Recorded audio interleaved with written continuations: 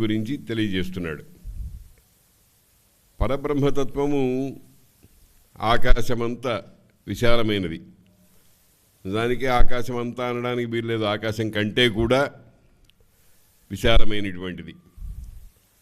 కాబట్టి ఎన్ని గతులను వర్ణించినని ఒక మాట ఉంది. ఎంతమంది ఎన్ని విధాలుగా చెప్పినా కానీ అంతమంటూ ఉండదు. ఆయన్ని గురించి చెప్తున్నాడు బ్రహ్మదేవుడు. సర్వఫల ప్రభాతయును సర్వములైన ఫలములను ప్రకర్షముగా దానము చేయువాడు.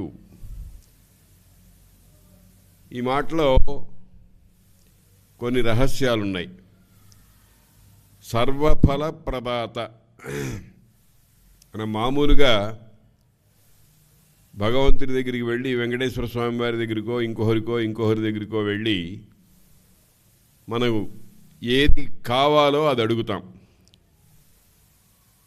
సాధారణంగా శుభఫలములను మాత్రమే అడుగుతూ ఉంటాం. కానీ శుభఫలమే మనకు లభిస్తుంది అని నమ్మకమేం లేదు.